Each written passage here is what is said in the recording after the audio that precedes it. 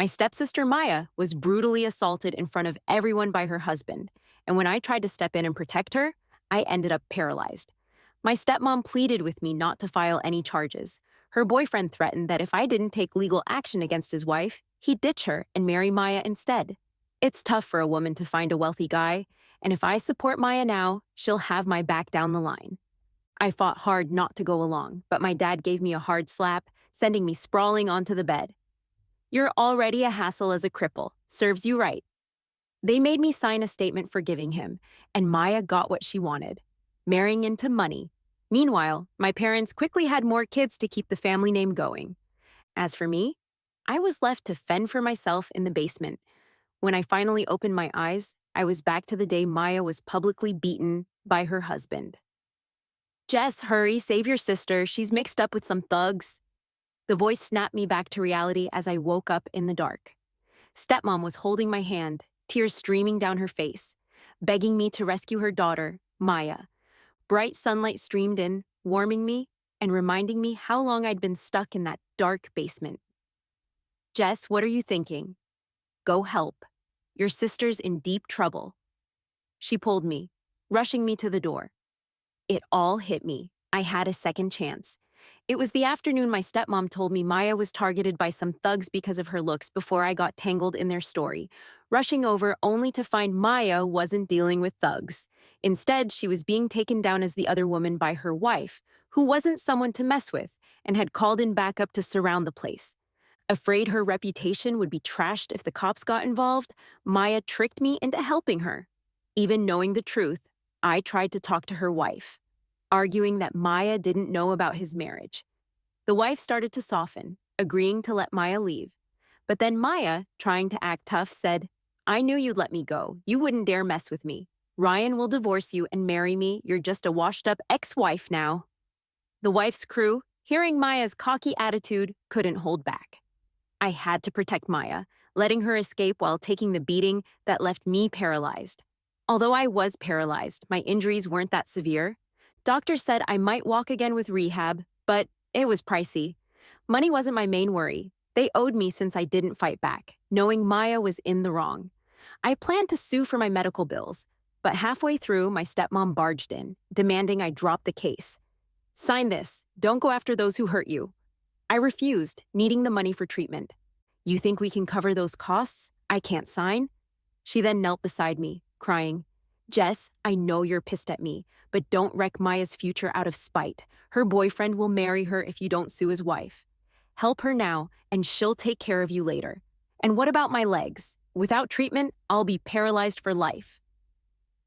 I stood my ground, but my dad slapped me again, numbing one side of my face. Useless, and now you're dragging your sister down. You deserve to be crippled. He forced me to sign, and Maya married into wealth. On her wedding day, I was kicked out of the hospital and thrown into the basement. No one fed me or gave me water. They all celebrated their new rich connection, not caring about my plight. Time passed until the door creaked open. Stepmom, now pregnant, appeared, seeing me alive but looking disappointed. Jess, go in peace. I'm having a son to carry the family name now. We don't need you. Here I was, given another shot at life. My mind snapped back as I jerked my stepmom's hand away and said coldly, how can regular folks like us take down the mob? We should just call the police.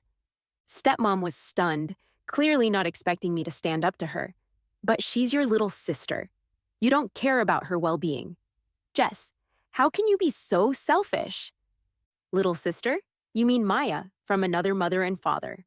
I corrected her, pulling out my phone as if to call the police. No, you can't call the cops. How will Maya face people if this gets out? Stepmom lunged to grab my phone. Jess, you're overthinking this. Society's more open-minded now. It's not her fault she's being harassed because she's attractive. People will sympathize. Oh, come on. Stepmom stomped her foot. You're coming with me. End of story. But let's be real, the strength of a middle-aged woman couldn't match an adult like me.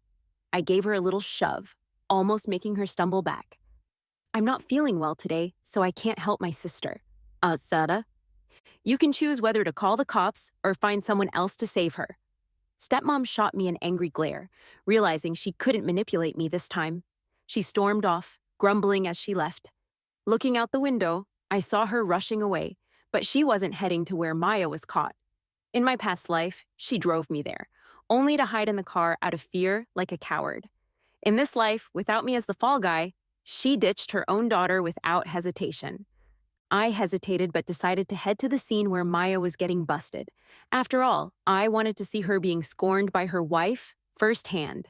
Last life, saving Maya left me paralyzed, and instead of gratitude, she belittled me and spat on me. How shameless are you? You're disabled, yet you still cling to this life. If I were you, I'd be gone. I wanted to see if Maya, now crippled, had the guts to go through with it. Sadly, when I arrived, I was disappointed. This time, she wasn't acting cocky. In front of her wife, she was tearfully remorseful.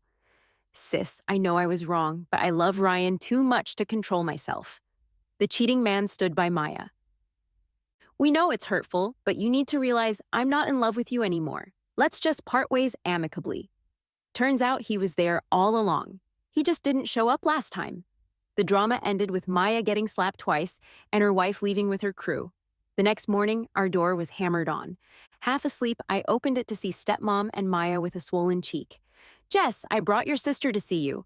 Even though she's hurt because of you, we're still family. We won't hate you. Maya played along, covering her swollen face, looking pitiful. Yeah, don't blame yourself, sis. I don't hold grudges. Her injuries are so minor they'd heal overnight. Now, both of them were acting all dramatic just to guilt trip me. Who did this to my sister? I can't let it slide. Sister, just wait. I'll get vengeance for you. No need, no need. Maya's injuries aren't severe, just pay a bit for recovery. Stepmom forced a smile. I ignored her, pushing them toward the door, ready for revenge. Where to? Internet cafe. I posted online, asking local netizens for info on the incident, offering a reward for truthful leads. Right after posting, eyewitness videos and pictures flooded my inbox. After all, witnessing an affair bust isn't something you see every day. The crowd loved the drama, and some had captured plenty of footage. With a reward offered, everyone was too happy to share. I paid a few people who sent videos, then announced I'd got all the info needed, asking everyone to keep it confidential. But rumors started spreading online, with everyone discussing the paid gossip. By evening, the video of Maya being caught was everywhere, and everyone, including family and neighbors, knew. An uncle, who wasn't fond of us, even shared the video in the family group chat. Hey, Dad, this is your daughter, right? Caught having an affair. How did you raise her? My dad stayed silent in the chat, but kept blowing up my phone. What happened? Why didn't you pay to suppress your sister's scandal online? I hung up without hesitation. My phone kept ringing. I blocked him. Then texts came. How did I raise such a selfish person like you? Ignoring your own sister. I blocked his messages too. Finally quiet, I watched the video of Maya getting hit, but noticed something wrong. A familiar face popped up. My stepmom's brother was mingling with the wife's group. In my past life, I remembered someone in the crowd urging others to hit me. A voice I now recognized as his, stepmom's brother, a loafer totally dependent on her for handouts, wouldn't act against Maya without orders. Only one explanation made sense.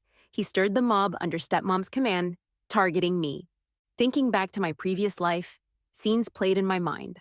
I was paralyzed after a beating, and the wife who initially had the upper hand quickly lost her edge.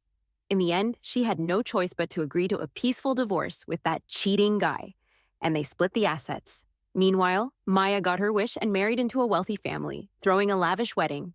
Stepmom even bought her brother a house, claiming it was to thank him for taking care of us all these years. Looking back now, it was less about gratitude and more about rewarding him for helping orchestrate the attack that left me paralyzed. The phone rang again, an unfamiliar number. Finally, you picked up. You worthless piece of trash. Your sister's in a mess because of you, and you act like nothing happened. It was my dad. My mom died when I was young, so I grew up with my dad. He loved gambling and drinking, and all the government aid we got went straight into his habits. Whenever he got drunk, he'd hit me with whatever he could grab, really going to town. But when he sobered up, he'd hug me and cry, saying it wasn't intentional, just that he missed Mom too much. If it wasn't for raising you, I'd have followed your mom a long time ago, he always told me. Whenever he met neighbors, he'd rant about how cruel it was that my mom left him and how much he missed her. This man, who claimed to be so devoted to his late wife, didn't hesitate to blow all the money I made on getting himself a new wife once I started earning. And this seemingly emotional man slapped me hard when I was bedridden, forcing me to sign a waiver so Maya's luxurious marriage plans wouldn't be spoiled. Despite financially supporting him for years, he had no issue kicking me out of the hospital due to money complaints, letting me starve in a dark basement. Worried I'd hang up, he quickly said, "Tomorrow your sister needs to go out. Make sure you're home to drive her. If you don't come, I'll make a scene at your workplace. Let's see if you're embarrassed." I gritted my teeth. "All right, I'll be there. Glad you know your place." He thought he'd successfully intimidated me, sounding smug. I knew tomorrow would be another scheme plotted by stepmom and Maya, but since avoiding it once didn't mean avoiding it forever, I played along to see what they had up their sleeves this time. The next morning, as soon as I arrived at my dad's place, the three of them were sitting on the couch, looking all cheerful. My dad frowned in dissatisfaction when I walked in. "Why are you so late? Can you take responsibility if you delay your sister's affairs?"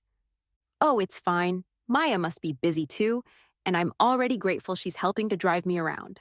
My stepsister chimed in, sweet and considerate. "You're too soft-hearted.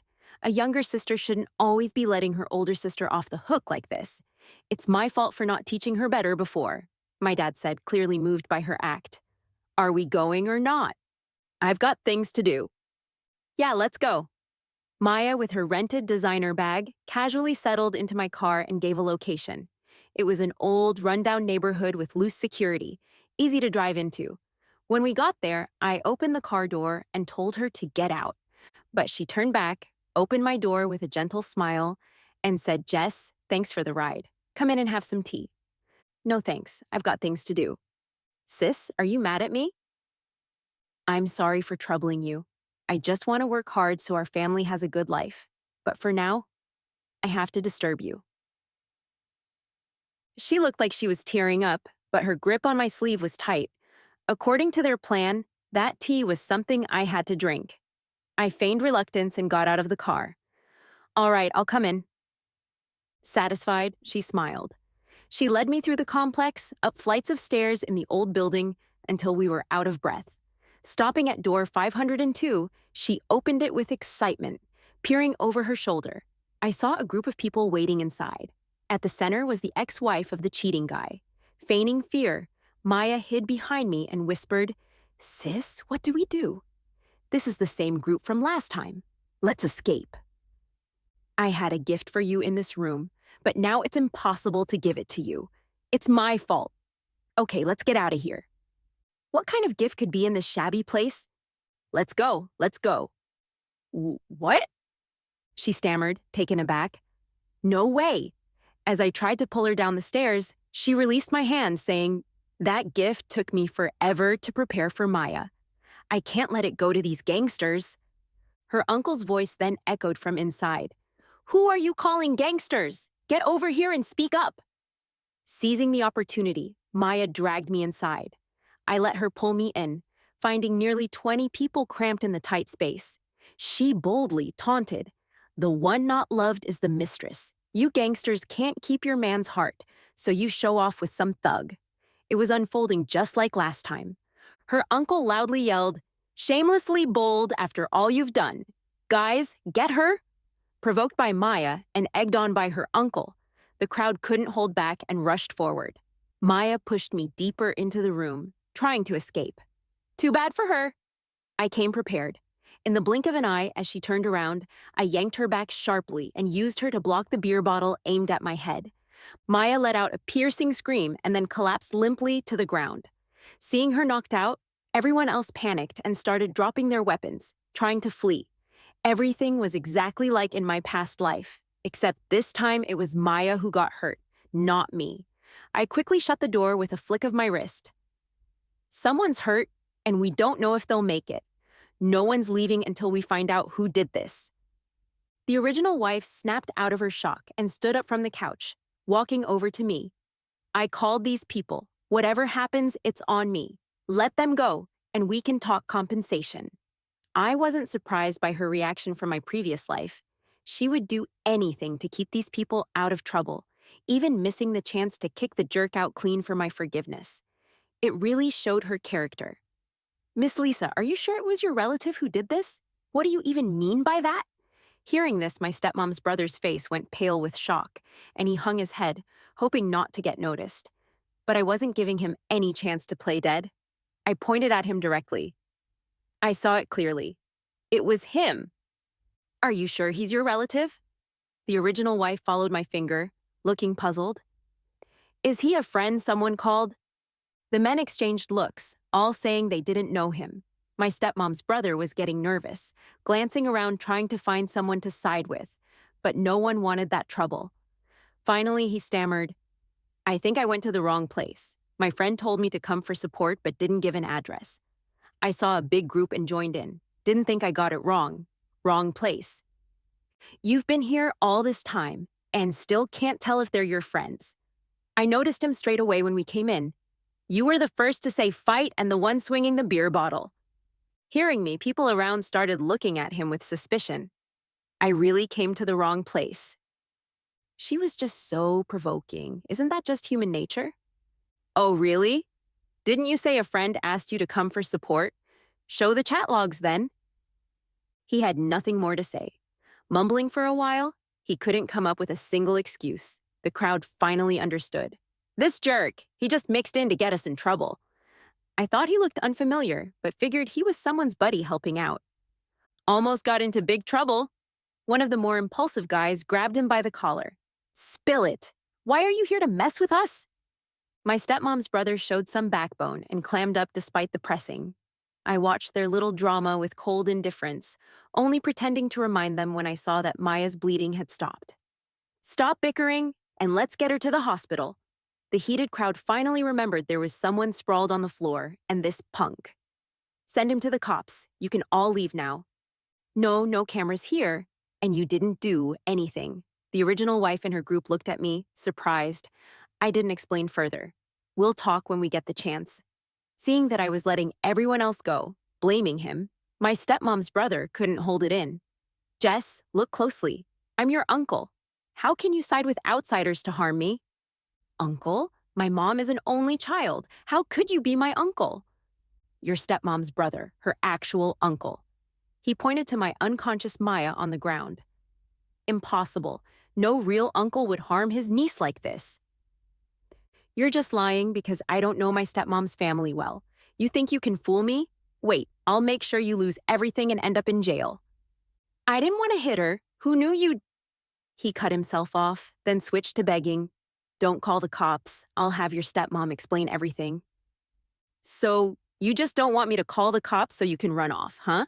I responded. Wait until I do, and you're done for. Stepmom's brother, a no-good fool, fell for my bluff. He began wailing desperately, No way. My son wants to be a government official. I was here because your stepmom asked me to. She wanted to hurt you so you'd be forced into a peaceful divorce and your sister could marry rich. I was just following her plan. The original wife was utterly stunned. Did Ryan know about this too? Of course he doesn't want you catching him cheating and taking everything. He'd jump at a chance to keep the money. The room was thick with tension as I laid out the undeniable truth. With the truth out, I saw the growing fury in her eyes and smiled with satisfaction. Her rage was palpable, each glance burning with the realization of her imminent downfall. Given her constant harassment of the mistress, she still clung to fragile hopes for the relationship, desperately wanting to make things right.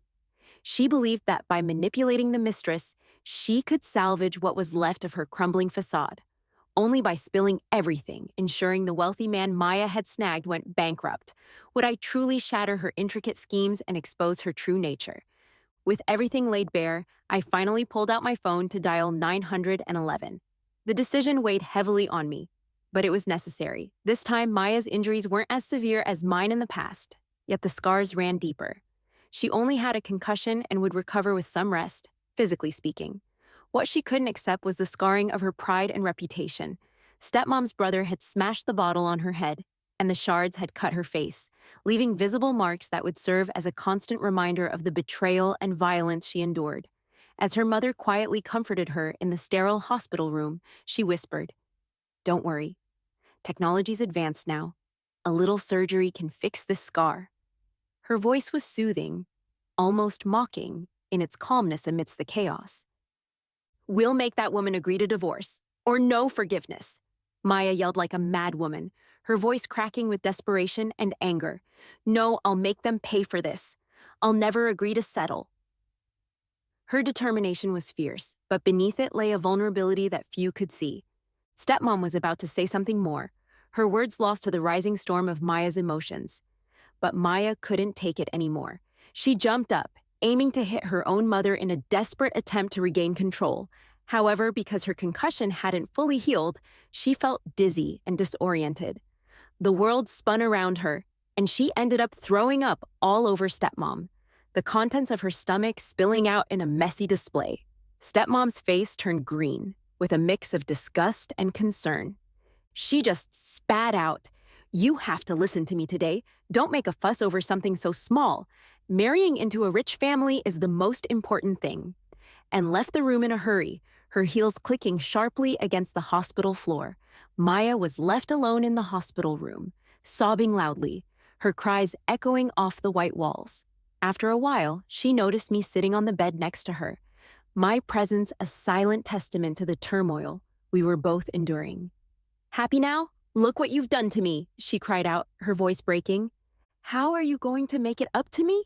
I asked softly, the tension between us thick enough to cut with a knife.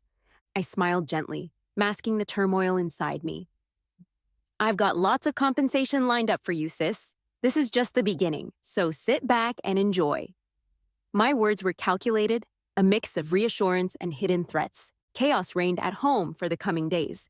Maya insisted on holding someone responsible and refused to forgive, her anger festering like an open wound. Stepmom kept saying we needed to look at the bigger picture, trying to use it as leverage to force a peaceful separation, just like last time. She played the role of the concerned mother, but her eyes betrayed her true intentions. Dad predictably took Stepmom's side without question. He had a gambling problem and had racked up a lot of debt over the years. He was waiting for Maya to marry into wealth to pay it off, blind to the destruction his actions had caused. Maya's attempts to fight back went unnoticed, her pleas falling on deaf ears. Eventually, Dad got fed up with the constant turmoil and slapped her hard across the face, the sound of the impact echoing in the tense household. "I told you to forgive, so you must," he commanded, his voice a mix of frustration and authority. "We raised you to trade for some money. Don't think too highly of yourself." Maya held the bleeding wound on her face, her eyes filled with disbelief as she looked at Dad. Then she turned to Stepmom, who watched coldly from the side, her expression unchanging. Stepmom picked up her purse, her voice chilly and devoid of empathy. "Keep this up and no one can help you," she warned, her words dripping with contempt. The mother and daughter duo spent the next few days arguing relentlessly, their voices echoing from the hospital to home, creating a whirlwind of negativity that consumed everyone around them. They didn't even bother to check who'd been arrested, blinded by their own vendettas. Little did they know, only Stepmom's brother got caught, not the rest of the family as they had assumed. So when they heard Ryan was walking out with nothing, they panicked. "This wicked woman, those are her relatives. Isn't she going to do anything about their lives?" Stepfather's eyes gleamed with a mix of anger and desperation. "Must have been we didn't hurt them enough. A concussion and a little cut? Doesn't even count as a minor injury. Of course they're not scared." His tone was dismissive, underestimating the true extent of the harm caused. Then Stepmom looked expectantly at Maya, her gaze piercing. "What are you planning?" "Mom, save me. I'm your only daughter," Maya pleaded, her voice trembling with a mix of fear and hope. "Of course, darling, Mommy's here to help." Stepmom smiled sweetly, but her eyes remained cold and calculating. When Maya fell asleep, that kind and warm smile stayed on her face as she watched Dad grab the vase from the nightstand and smash it down on Maya's head. The sound of shattering glass filled the room, a brutal reminder of the violence that had taken place. Stepmom caressed her stomach, grinning at me as I watched, her eyes never leaving mine. Maya, I'm carrying your father's child. You don't want your little brother to be born with no money, right? The implication was clear, the threat underlying her words unmistakable. Only after they saw Maya barely conscious did they finally call 911, claiming poor initial examination and old injuries flaring up. Unfortunately for them, they underestimated the hospital's vigilance. The arriving doctors instantly recognized the fresh wound and called the police without hesitation. Dad panicked, his facade of control crumbling. My daughter did it. I tried to stop her, but I'm too old to hold her back. Too bad the vase still stuck. My daughter did it. I tried to stop her, but I'm too old to hold her back. Too bad the vase still sat there with fingerprints all over it. Dad was arrested on the spot, his words sealing his fate. Stepmom and I rode with Maya to the hospital in an ambulance, the sirens blaring our impending doom. This time, her injuries were severe. Brainstem injury. She turned into a vegetable, her body lifeless and unresponsive. Stepmom was truly horrified now, her demeanor shifting from cold and calculated to frantic and desperate. She eagerly asked me to drive her to the original wife's house, hoping to blackmail some money before she learned the details. My daughter was beaten by your people and her condition got worse. She's in a coma. What do you plan to do? Her voice was sharp, accusing. This won't settle for anything less than millions. The original wife came from a wealthy family. Ryan was just a stay-at-home son-in-law. She ran the business and was certainly competent, I responded, my tone firm and unyielding. Last time, she held back because relatives were detained. This time, only stepmom's brother was in trouble. She smiled at me before looking at stepmom. I don't know any of my people hurting your daughter. That's slander, and I can take legal action. You, stepmom, didn't expect her to be unfazed, gasping for air. Name a price. We can negotiate. After all, they're your relatives. The original wife busied herself with her newly manicured nails, her actions deliberate and calculated. I said none of my people did it. Now get this crazy woman out of here. Stepmom struggled, but to no avail. Tossed out by security, she looked back angrily. Fine. You just wait. You'll crawl to me one day, not bothering to go home. She had me take her to the police station, wanting to find the culprit who hurt her daughter. She planned to stir up trouble between the original wife's people, hoping to cause a scene to get money. But surprise, only her brother was brought in. Why is it just you? Stepmom's brother was full of resentment, pointing at me and cursing. It's all his fault. He identified me right there. His words sealing our plan's demise. Our intricate web of deceit unraveled in an instant. You, stepmom! She turned incredulously, her voice tinged with disbelief. Why didn't you tell me earlier? I watched her with amusement, my expression unreadable. Telling you too soon would spoil the show. You all wanted to sacrifice me for your gain without asking if I was on board. Stepmom was about to lash out, her anger barely contained, but she remembered she was alone now and forced a smile. Oh, come on, we'd never sacrifice you. It doesn't really matter to me. You should start thinking about caring for your comatose daughter and jailed husband. What do you mean? Nothing really. You know my dad's gambling debts, right? While you were busy in the hospital, I helped sort it out. I agreed to give the house to cover the debts, maybe figure out how to get it back from them first. I chuckled coldly, taking large strides away from her, turning away, leaving stepmom's sharp curses behind. Maya had already been diagnosed as being in a vegetative state, with little hope of waking up. My dad was arrested for attempted murder, a consequence of his own destructive choices. The news about my gambling addict stepfather trying to murder Maya spread widely, thanks in part to me, and it severely affected public opinion. The community was outraged, turning against the once respected family. To appease the public, my dad got a harsh sentence, nearly 20 years. On the day of the trial, I sat in the courtroom, my emotions a tangled mess of vindication and sorrow. I watched my dad break down in tears, desperately trying to show remorse to get a reduced sentence. I felt nothing. His pleas fell on deaf ears as the jury and spectators alike had already formed their judgments. He kept calling out for my stepmom, hoping she would help him, but she never showed up. She was busy at the hospital taking care of Maya, her attention solely focused on preserving her own twisted version of the truth. Previously, she tried to get the house back from some loan sharks. underestimating the strength of our resolve. It ended up in a brawl, and she was beaten badly. She lost the baby she was carrying, and it left her with severe injuries. At her age, she couldn't have any more kids. Maya is all she's got now, so she spends every day at the hospital, praying for her to wake up, her face etched with worry and regret. The sunlight streamed through the window, bathing me in warmth, a stark contrast to the darkness that had consumed our family. But even while caring for her daughter, her life wasn't peaceful. Ryan, the son-in-law, kicked out of the family, found her with my help. He blamed the mother and daughter for his downfall and kept demanding money from my stepmom, claiming losses he hadn't incurred. She's broke, with what little money she had not even covering a fraction of Ryan's previous expenses. She was also full of hatred towards Ryan. If not for him, her daughter wouldn't be lying in a hospital bed unconscious. The two were like fighting roosters, brawling nonstop until security had to be called to drag them out of the hospital. Their constant fighting created an unbearable environment, filled with hostility and unresolved anger. As for me, I chose to leave that city and start a new life. The memories were too painful, the scars too deep. Because of my help, Ryan's ex-wife was able to see his true colors in time and avoid being threatened by my stepmom and Maya, her relief palpable as she distanced herself from the toxic family dynamics. She was grateful and gave me some money as thanks. It's enough for me to live the rest of my life comfortably without ever having to work again. The day I received the money, I stepped out of the bank, the weight of the past lifting off my shoulders.